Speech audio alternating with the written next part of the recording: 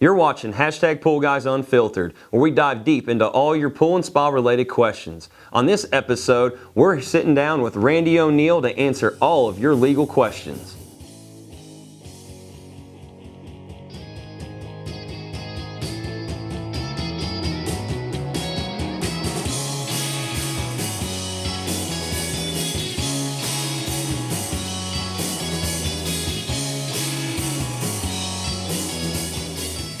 Randy, so buddy, I have to say, first thing, man, walking into the office, it's nice, it's clean, but man, what's the deal with the red tub, man, in the bathroom as I was walking in the hall, man? Well, when Jimmy Dale started practicing originally in Birmingham, Alabama, he practiced with an attorney down there that always said you need to have something in your office people leave talking about.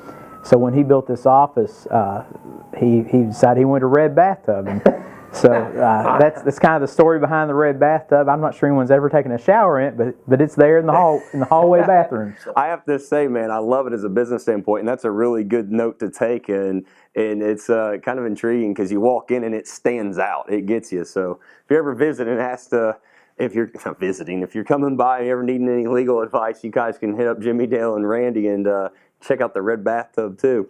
But no, on this episode, we want to dive into all legal questions in regards to pools and spas. So I got with Randy. We've been good friends, known each other quite a while.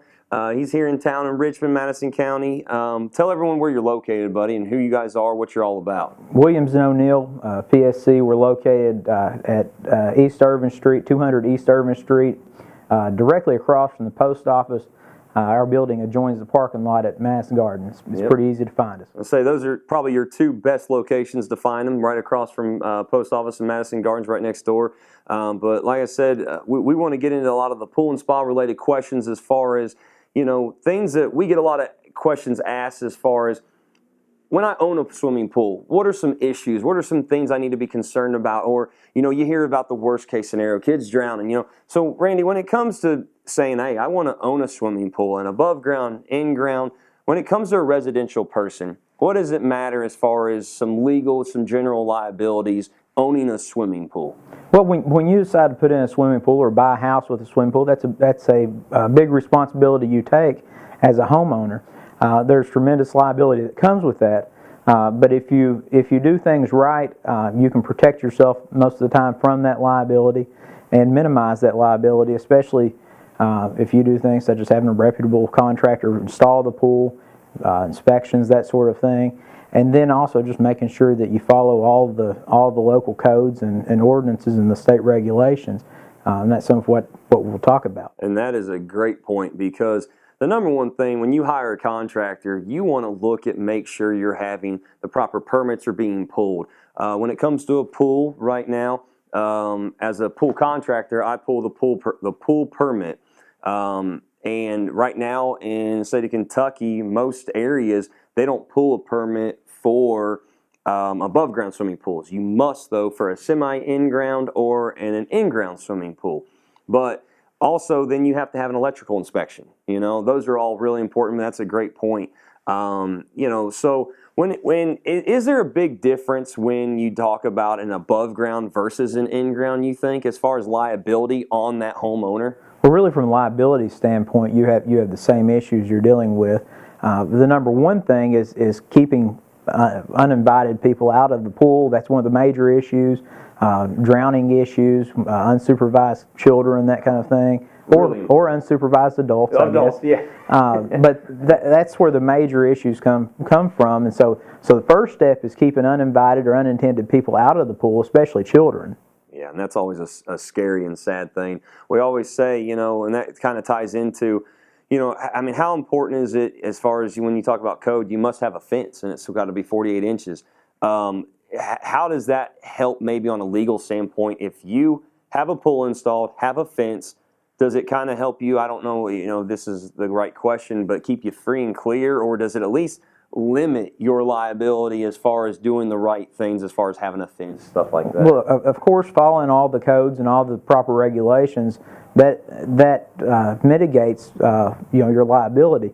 Of course, we're plaintiffs lawyers. We file lawsuits for people who are injured or have a loved one that's injured, and one of the things we look for in these cases are where people didn't follow the right regulations and didn't follow the right code. And whether that falls back on a contractor or the homeowner, there may have been a fence there that was proper initially that the homeowner took down, or it may have been that the contractor didn't ground some electric correctly. But as far as it goes back to the fence, for instance, that's kind of one of the big issues that people have with swimming pools and liability. Section 3109 of the Kentucky Building Code requires, like you said, a 48-inch fence. But that's just kind of the start of it. That's the basic premise of it. There's some other requirements. It's actually a pretty long list. I think there's probably like 12 or 13 different requirements, and there's some situational requirements with these fences. For instance, one of the things is the openings in the barrier. They can't allow more than 4-inch diameter of passage through there. And then so what that means, basically one of the things you run into, especially here in central Kentucky, is these 4-plank fences that everyone has. I was going to say that exactly. We ran into that one on a customer of ours. And there's, everyone in central Kentucky, it seems like, has a 4-plank fence, and the 4-plank fence can be brought up to code. But the problem is you have to it requires you to put mesh wire in there. Yes. Which also, and then when you do the mesh wire, that reduces the diameter, so it gets down to where you can only do, I think it's 2.25 square inches is the circumference of it that you have to have in the mesh wire. On that, Randy, we had a customer that we were building the pool for, already had an existing pool at a previous home, and he told us when we were building the pool, he said, guys, when I get this completed, I got to go to the fence company. He goes, at this rate, I'm going to make sure that I do it right the first time. I said, well, what do you mean do it right the first time? He said, I had a codes officer come out, and he had the plank fence, but he had the wire mesh. It only went from the bottom to the top, but it didn't go all the way to the top of the fence, even though the wood was there. So point being, the codes office made him redo all of that. And that was something that, was kind of interesting, Well, and one of the other things, it requires the mesh to be on the outside of the fence if you have like a 4-plank fence.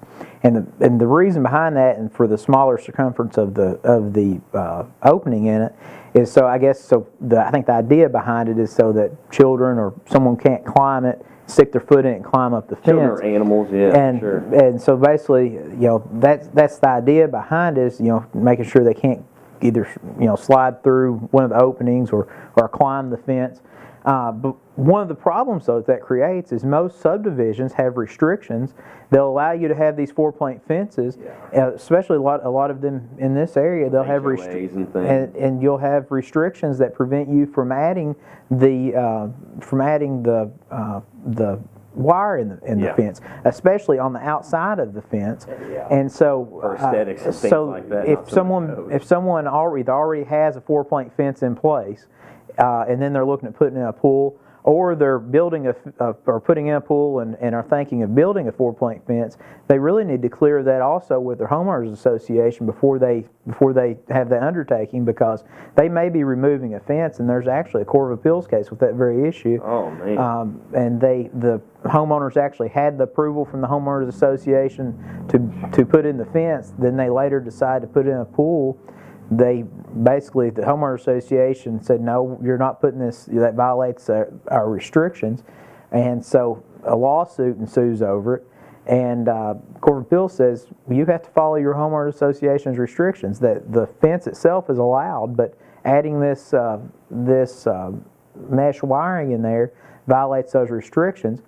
And so they ended up having to completely redo the fence, and a lot of these subdivisions you can't have a chain link fence. Yeah, exactly. I was going to say we've had a few where we built pools and they could not have a chain link fence. It had to be either the old wrought iron, or a lot of them the aluminum fences. The more fancier. And then if you have a brick wall, a lot of the subdivisions will allow a brick wall around the fence.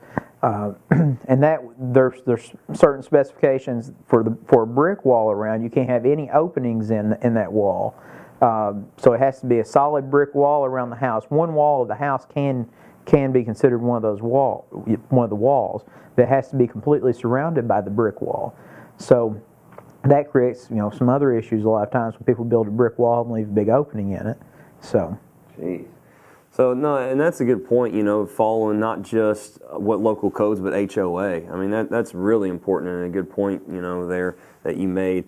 So as far as we talked a little on residential there, let's talk about some liability with commercial or or the resorts. They say, how big of a difference is it for a resort if somebody goes there in liability?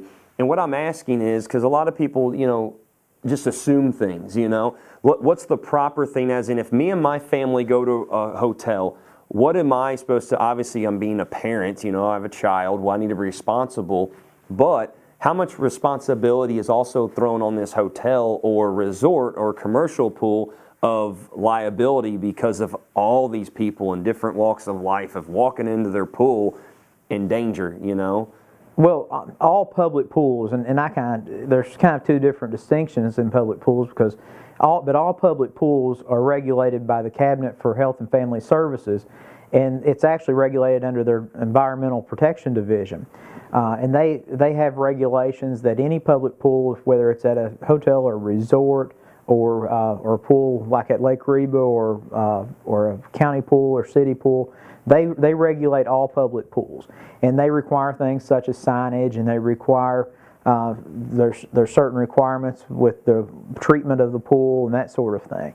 And there's absolutely liability up on most of those public pools. Now, the thing you run into when you have a public pool, a lot of these public pools, you have hotel pools and resort pools. That's one thing, but a lot of the public pools are actually owned by county or city governments or state governments. You have them at state parks like Fort Boonesboro, or you have them like at Lake Reba that's owned by the city of Richmond. Now, the the problem you run into with liability on those is that generally the government is immune from tort liability on those because they have they have sovereign immunity on those. So first, before you can hold them liable, you first have to overcome the sovereign immunity issue, which can be done. There's exceptions to that, but there has to be some fairly gross negligence on behalf of the government in order for that to happen. So it makes it a little tougher. But there's always, usually they have insurance coverage. They are still required to follow all of the regulations. Or they got to have make sure they have signs that say no diving, or they got to have all the slip resistant probably what's proper to code of building a commercial pool. I mean, things like that. And those are all things that fall under the realm of the Cabinet for Health and Family Services, and they're required to follow. Just because they're a government entity doesn't get them out of following those regulations, and they have to follow those. Well, I'm sure it probably does some, but they're required to follow those. Hey, a little bit more power and baggage right now. I was just kidding. Now, with a hotel or a resort, they also have to follow the same regulations with Cabinet for Health and Family Services that they put out. Private-owned business, whatever. If it's the Holiday Inn out here, they have to follow those same regulations. Okay. Now, the thing with liability on their end is there's absolutely liability there if they don't follow those regulations and someone is injured or hurt. Someone slips and falls in the pool because something is not maintained properly, or if someone drowns in the pool because it's not maintained properly, they're very much liable for that. And of course, there's insurance that these businesses usually carry. That's fairly substantial insurance policies to try to protect them from liability, but they are absolutely liable. One good example is just within the last few years, there was a case out of Louisville, and I wouldn't say it was about $3.5 million judgment. Wow. Where a child was at a Comfort Suites or somewhere up there, and they were there for a birthday party, and the child's swimming in the pool, and all of a sudden the mother can't find the child. She thought the child maybe went back to the room or didn't know where the child was, but the pool was so cloudy you couldn't see through the bottom, which they had regulations, that regulate things like the water being too cloudy and that kind of thing. Mm-hmm. And this actually being in Jefferson County, they probably have a little stricter regulations even than most of the state that their health department puts in place. But this child actually, you heard the stories several years ago about kids getting sucked in the drains. Mm-hmm. The Virginia Graham Baker Act. Right. There's now federal legislation, because it was a congressman's granddaughter, actually one of the children who like 2008 or 9, I think. 2007 or 8, somewhere in that neighborhood. But this hotel actually did not have one of these entrapment-proof drains, and this child got sucked up in that drain, and the water was so cloudy, no one knew the child was stuck in the drain. Probably maintenance guy got fired on that one. So someone was in some trouble. Hopefully they didn't have a pool company that was doing their maintenance. Yeah. Hopefully not. I don't know, but but those are some of the situations. Where these resorts and hotels and that kind of thing are liable. Also, some of the things that come into play is whether or not they have lifeguards on staff. You go to a water park, most of the time they have lifeguards on staff, and are they properly trained?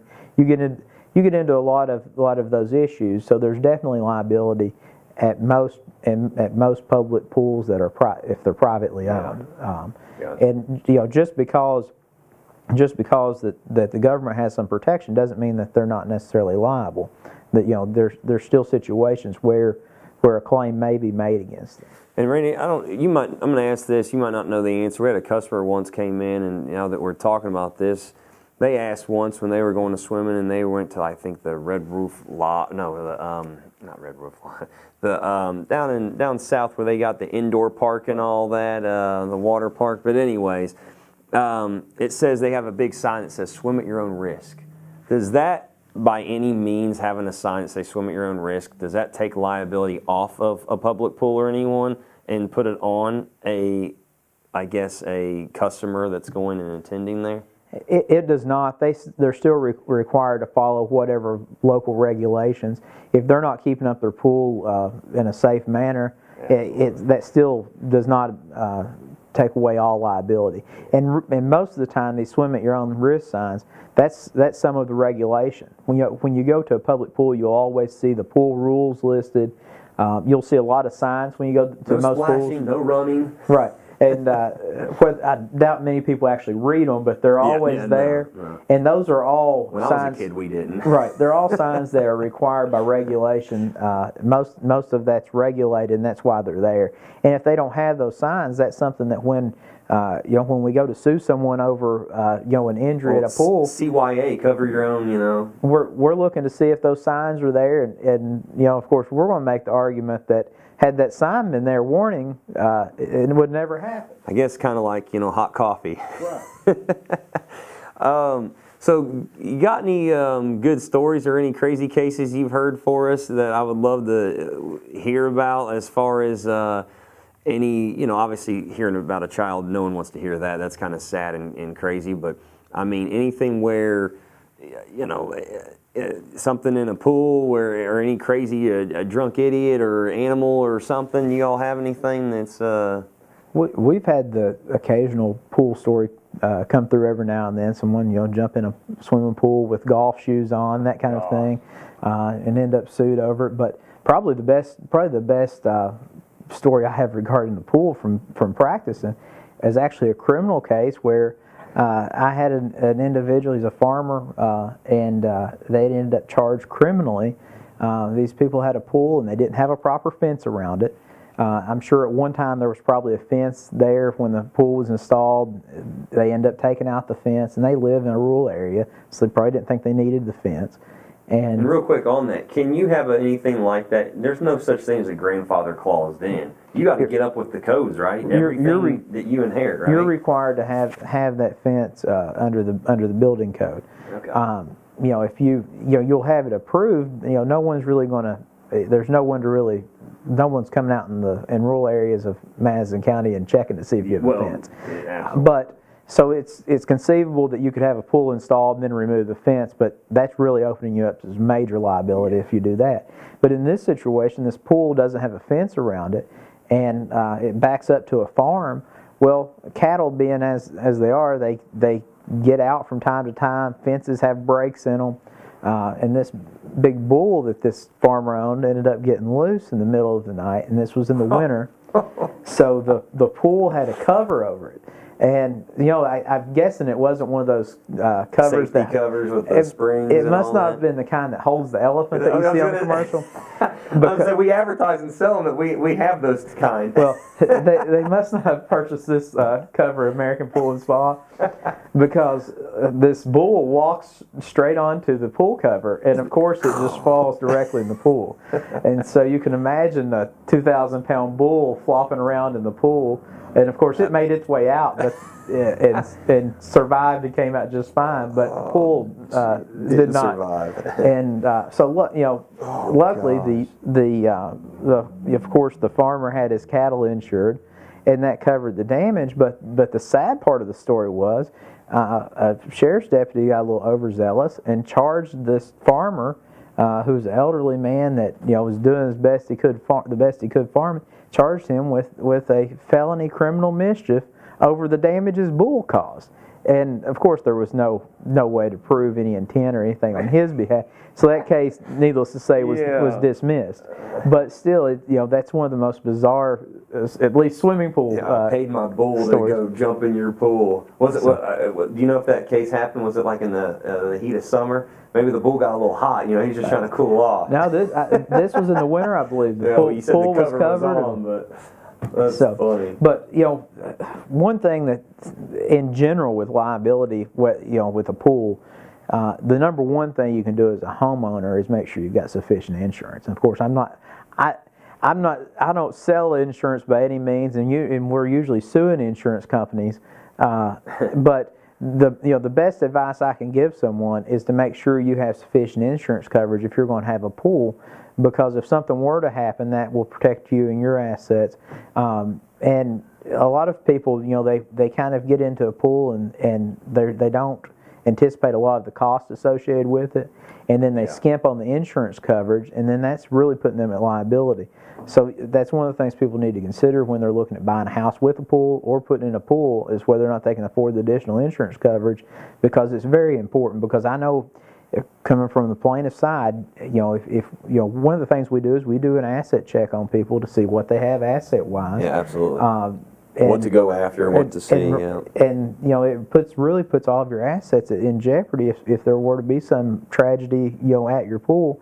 And the other thing is to make sure you follow all the codes and regulations.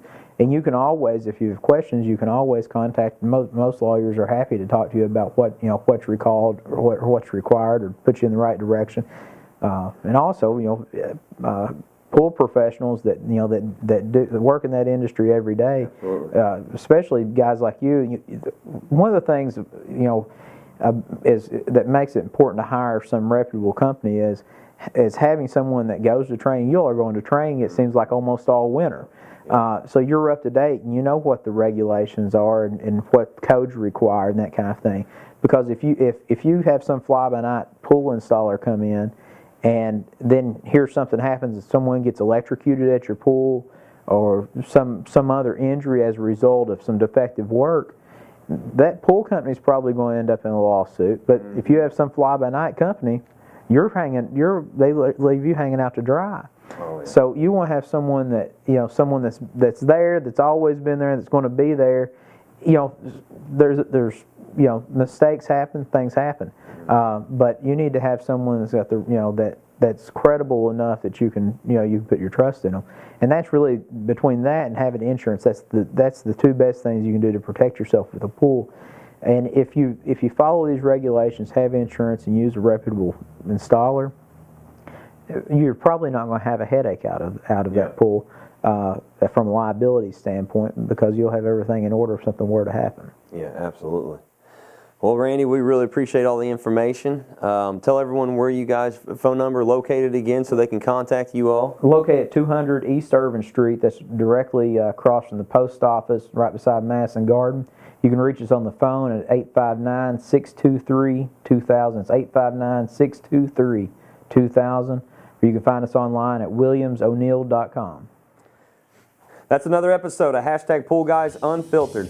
I'm Justin with American Pool and Spa in Richmond, Kentucky. Please send us all of your pool and spa related questions. If we don't know the answer, we're going to find the professional that does.